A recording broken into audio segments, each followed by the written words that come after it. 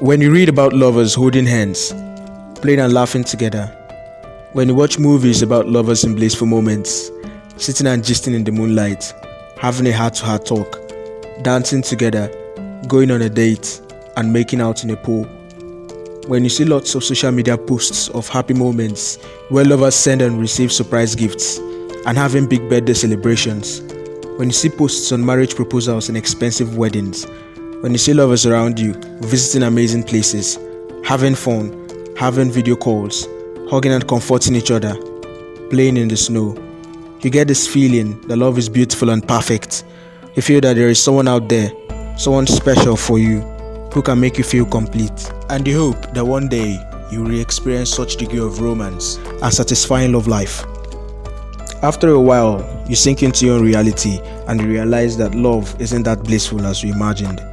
It's not actually what people display in movies and social media. You are probably a lady and you have a boyfriend or a husband who lies to you. He cheats often, or he seems to hardly get over his ex-girlfriend. Maybe he gets angry easily and snaps on slightest provocation. He doesn't give you enough time and attention. He claims to be busy all the time. All he wants is sex. He never calls, he never texts unless you text first. He hardly picks your calls or return your calls. He doesn't understand your feelings. The relationship is becoming toxic. Or maybe you have broken up with your boyfriend and you've given up on love entirely. Men are scum. All men are the same. Men can't be trusted. Or maybe you're a guy. Each time you approach women, they turn you down and lock you up in the dreaded friend zone. Or maybe you have a girlfriend or a wife who cheats on you. She hardly wants to spend time with you. She doesn't reciprocate your feelings. She compares you with other guys. Or she doesn't want to have sex with you. She doesn't appreciate you. Or maybe you've given up on women. Women are gold diggers. Women are liars. It's best to be a playboy. Looking at those people with satisfying relationships and marriages, you say, they got lucky, it's not gonna last. Love will never be balanced. Slowly, you realize that this thing called love is deeper than it seems. And you're drowning in it. But what if I told you that you were wrong? What if there's an actual path towards getting the partner of your dreams? What if you don't have to abandon your hopes of having a blissful and satisfying love life? What if there is a way of setting up your marriage where there is no cheating, no violence, no thoughts of divorce? Would that be too good to be true? I promise you, most solemnly, that it's not. And by the end of this video, you will realize that there is a road to this wonderful love life. But you must beware, it's not an easy road. It's filled with ups and downs. It's filled with tough decisions. It would mean swallowing some bitter truth. And not everyone will make it to the end of this road. But for those of you who do, at the end of this road lies happy love life or marriage beyond your wildest dreams. At the end of this road lies freedom of never having to worry if your partner will cheat on you or opt for a divorce. So, are you with me?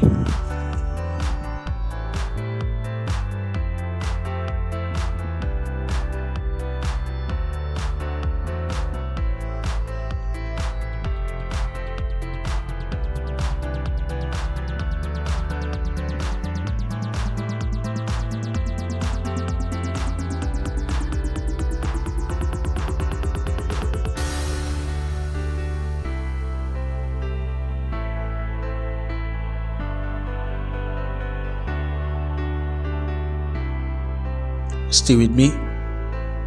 Let's keep going.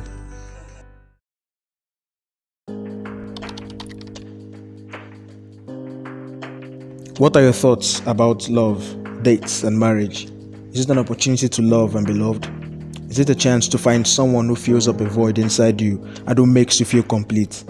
Is it an opportunity to satisfy your natural sexual urges? How you see love is greatly influenced by your peers and your emotions.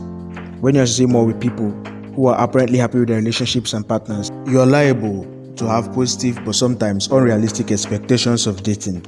And if you hang out with more people who are not contented with their love lives, people who express bitterness towards a one-time lover, your expectations and views on relationship will be clouded with negative energy.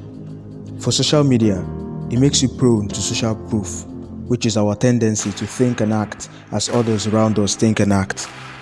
The social media is an extension of peer group influence. When more people make posts of surprise birthday gifts from a lover you want one too.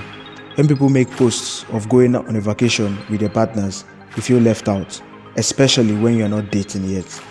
This is called keeping up with the Joneses. It's a phrase defined by Google as trying to emulate or not be outdone by one's neighbors. These Joneses are not literal neighbors. They are everywhere. I'm not saying that it's wrong to make posts on social media. I'm only saying that some posts give you unrealistic expectations from relationships. Romantic movies, to some degree, influence you into having wrong expectations for love and dating. They make you believe that one day, fate will drop the person of your dreams right next to you while you are standing in the spotlight, and at that time, bells will ring, lights will flash, your knees will be weak, and the whole life will be wrapped up in that person. They make you believe that a relationship that is not aimed at marriage can bring you and your partner happiness and satisfaction. They influence you into believing that you need a partner who can fill up the emptiness, the void you feel within you, and make you feel complete. And the formula for dating is wrong. Here is the formula for dating many people believe in. Readiness to date or marry equals need for love. And this formula is wrong. I want to believe that you want a happy and satisfying relationship with your partner. And if that's your goal, this formula for love will not take you there. It will make you hopeless in any relationship you find yourself in. If you feel that you need a date to be complete or fulfilled personally, you will never truly enjoy your love life. Need implies that there is something lacking in your life. This causes a demand. The opposite of need is choice, which allows for a decision. Need removes choice. As long as you perceive lack or incompleteness within yourself, every relationship you enter will be to one degree or another an effort to supply that lack or bring a sense of completeness. If you feel deficient, you build your entire relationship on that deficiency because you'll be looking to the other person to supply what you don't have. Sooner or later, your partner may begin to see you as a pest or worse still, a parasite. If you feel empty, the other person will be unhappy because you have nothing to give back. Your partner can spot this insecurity and take advantage of it. Your partner can also hurt you on purpose once he or she realizes that you depend on him or her for your happiness.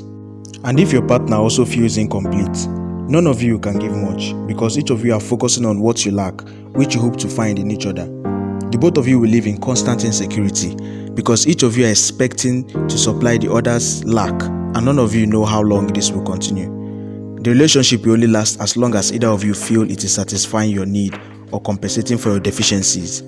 Eventually, this sense of incompleteness brings you disappointments and pain, and slowly you realize that your emotions beclouded your thoughts. When you see people who truly have pleasurable and satisfying love lives, you ask yourself, how do they do it? What makes them so different? But the truth is, they have a better formula for dating and marriage than you. They have understood and utilized the key to a wonderful love life that you haven't grasped yet.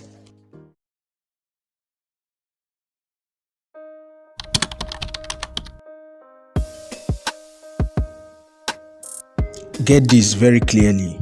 Stop chasing love. You are ready to date or get married only to the extent that you feel whole and complete within yourself. When you regard dating as a matter of choice rather than desperation, you are ready. It is a matter of your ability to be happy and satisfied whether you are with someone or not. A truly single person is one who is complete physically, emotionally, spiritually, and intellectually without dependence upon anyone else. You need to find your personal identity and sense of wholeness within yourself. You need to be complete within yourself and comfortable with your life. You need to come to that point where you can thrive, whether you are in a relationship or not. For people who have this mindset, relationship is not the sole purpose of their lives. Instead, it is an added blessing, an icing on the cake. They have understood that the formula for a happy and satisfying relationship is that you are ready for dating and marriage only when you are whole within yourself. If you take a second to digest this statement, you will realize that a perfect love life runs from this premise. Consider this illustration. The violin, for example, can produce beautiful music when played alone. It doesn't depend on any other musical instruments to make meaningful sound. It is perfectly single. The piano too is perfectly single. It can produce wonderful music when played alone. It doesn't depend on any other instruments to make meaningful music. But the violin and piano can be played together harmoniously to produce a better kind of music. This is called a duet.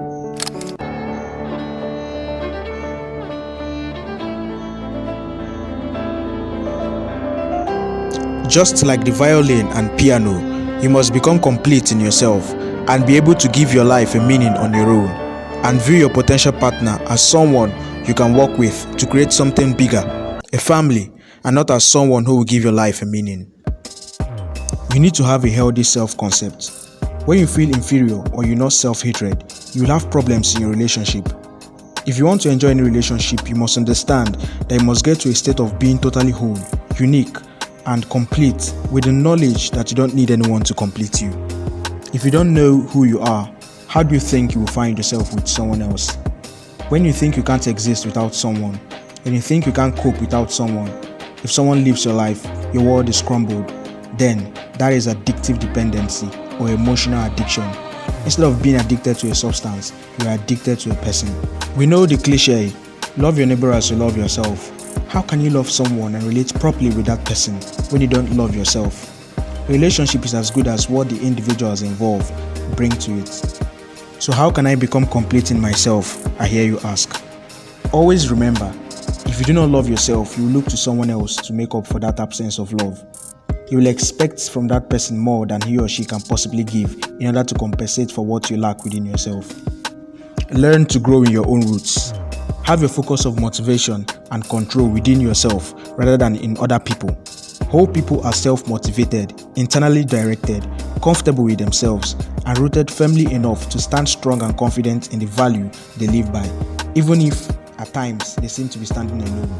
Never become so bent on finding someone that you forget to spend time to develop yourself, which you want to give to the person you find. Work on your posture and fitness. Get a good fashion style that suits you.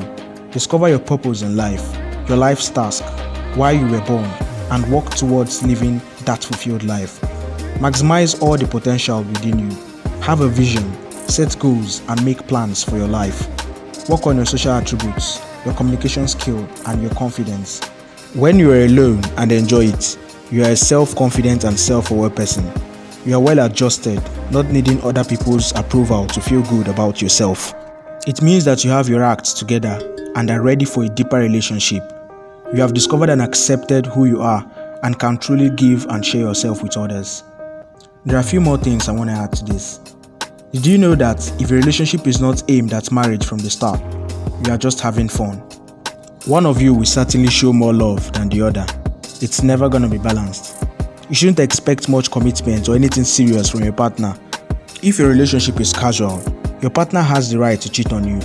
You don't own him or her, and there is nothing you can do about it. It's painful, but it's the truth.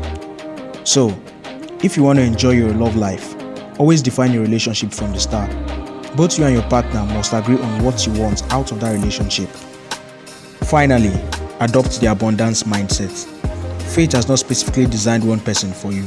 Erase the belief that there is a Prince Charming for every woman and a Sleeping Beauty for every man from your mind. It's a myth. There are about 6 billion people in the world.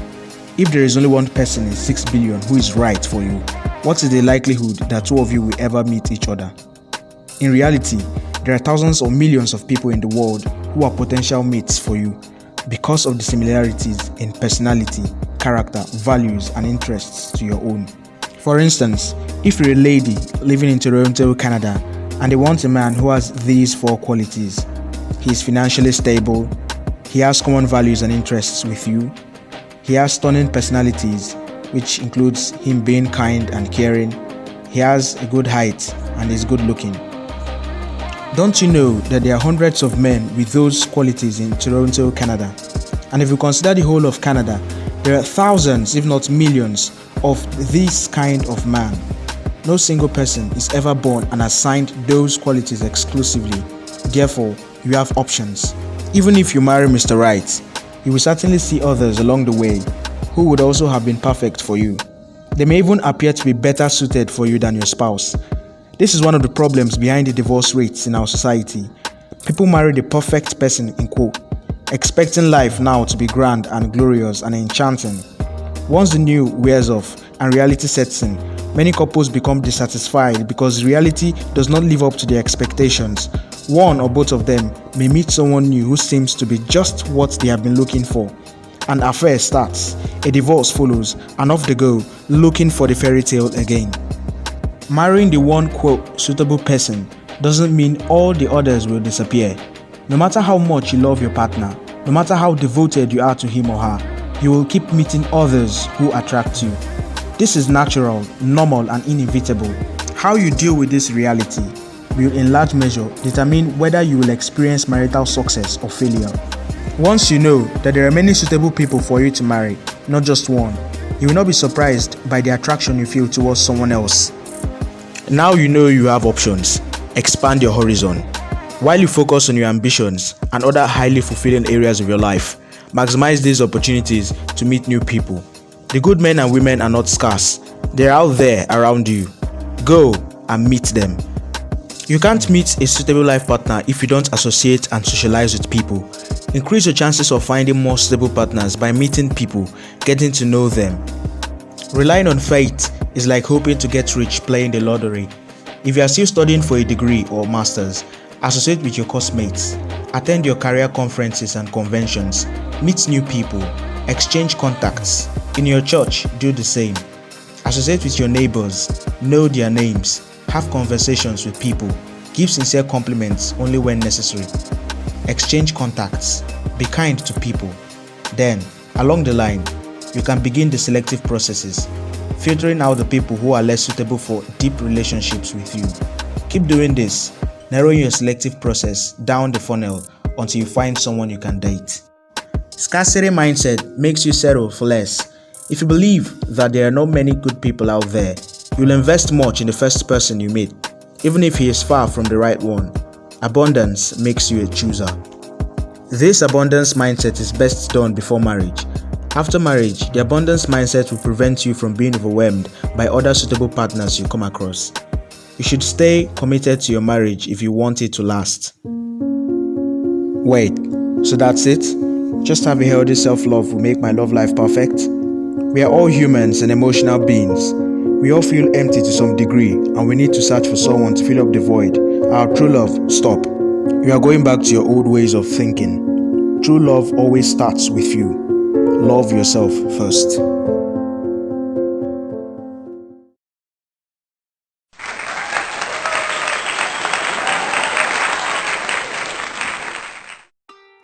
At this point, you become happy and secure on your own. This way, you will never stay in a bad situation for fear of being left alone. By adopting the abundance mindset, you've put the odds in your favor because you have options. Dating and marriage becomes a matter of choice to you. If you and your dating partner are not compatible and you realize that you can't end up together as a married couple, you can easily leave. No one can make you feel insecure. You become comfortable in your own skin and no one can take advantage of you. You'll be able to live with anyone because you love them and they make you happy. Being alone is great, but being with them is better. When you become complete in yourself, you know you are irreplaceable. When you work hard on yourself, educating and improving yourself, you will cause others who want to be with you to come up a little higher. Others around you will begin to regard you highly. Approaching your love life from a position of abundance rather than scarcity makes economics work for you. It leads to choice and confidence. It increases your chances of success by meeting people. Again, I hear you ask, how then can I build a lasting marriage since I don't have full control over my partner's actions?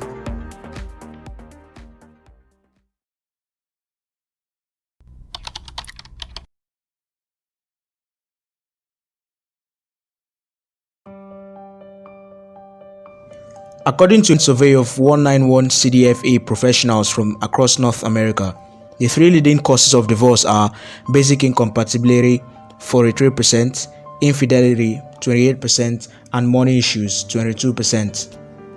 And many other reports also show that extramarital affairs or adultery is one of the major reasons for divorce.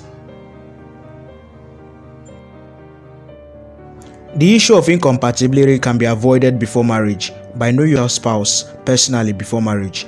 Many people still cheat on their spouse no matter how much they love them.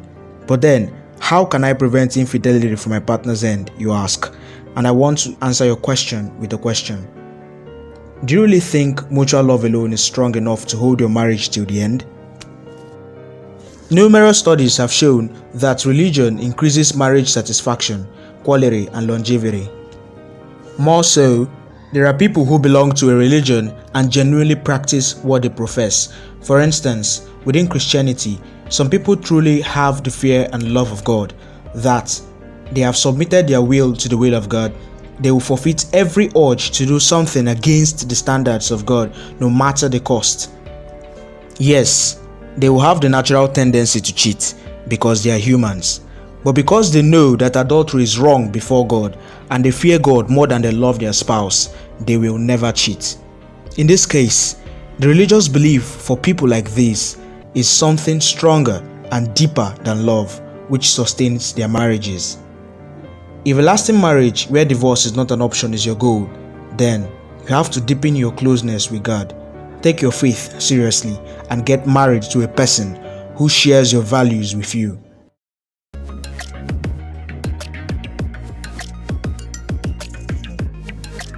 Here it is, your formula for a satisfying love life.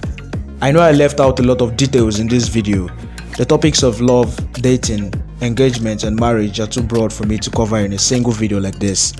But if you want to find out more, I recommend you read the works of late Dr. Miles Monroe, who inspired me to create this video. And if the issue of religion I brought up in this video offends you, I'm sorry about that. I'm a Christian and I'm God-fearing as well. And I only wanted to share useful hacks that have saved so many marriages I've personally observed. Not everyone who goes to church or owns a church is God-fearing. When both partners fear God, their marriage will last. Once a home is founded in Jesus Christ by both partners, it will last. And if you went through the disclaimer at the start of this video, you will realize that I stated that this video contains crumbs of my opinion and fragments of spirituality. It's also important I come to a point I made originally in this video. The road is tough. Everyone can make it to the end of this road, but not everyone will make it to the end of this road for reasons, especially the discipline involved in getting a healthy self-concept and defining your relationship. Expand your horizon. Every interaction with another person is a possible gateway to a new experience, which will in turn introduce you to the love of your life. I will end this all in one message I've repeated over and over again in this video. True love starts with you loving yourself. Stop chasing love. Improve your life, and high-valued people will want to chase you. So, you've arrived at the end of this video. Don't click off just yet. This video is all about love and relationship, and that is why it's proudly sponsored by Christian Mingle. Just kidding. I don't think this channel is big enough for that yet. I want to take my time to say thank you for watching till the end. I spent sleepless nights to research, script, film, and edit this kind of videos, so I truly appreciate your support. If you genuinely loved this video, don't be shy, hit the like button, and if you disliked it, let me know down below in the comments. My goal in this channel is to create entertaining documentary style videos on love, relationships, marriage, influence, business, finance, spirituality, and life in general. And if that sounds like something interesting and you want to tune in for more, hit the subscribe button and hit the notification bell as well. With that all being said, I hope you have a wonderful rest of the day. One love.